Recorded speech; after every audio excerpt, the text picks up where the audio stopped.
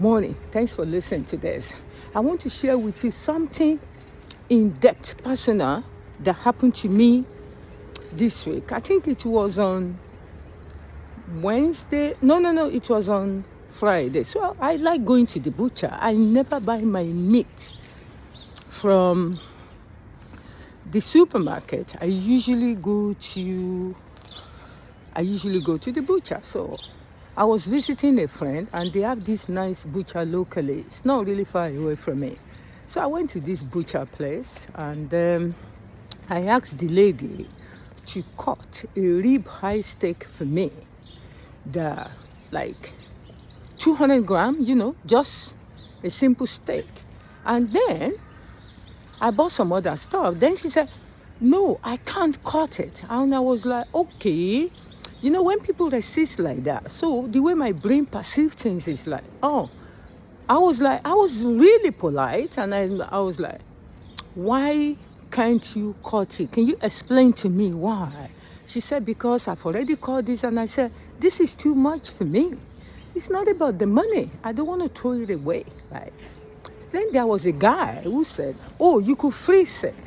And I was like, no. I wanted to say, you fat idiot, get away from here. But I didn't say that. Then I was like, no, I don't freeze food, right? So can you imagine that? Please advise me here. I went to a butcher to buy what I want and I can pay for it. And now I have a problem with the customer service representative, right? For nothing. Then I was like, okay, what's going on here? I insist that she has to cut the meat.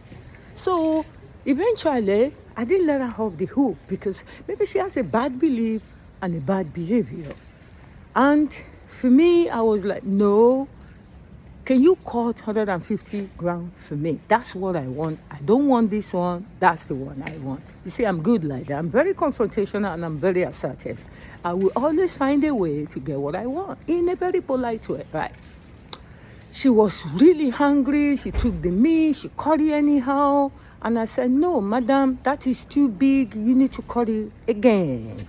Wow. Everybody was like, okay, what's going on there? So she ended up doing it. So I didn't do anything. I left calmly. I left the situation. And I was thinking, what should I do? Should I report this woman? So I wrote an email to the customer info. I'm not going to mention the butcher's name. And I said, bad service. And I got a reply back from a very nice lady. She wanted me to describe the details of the problem, which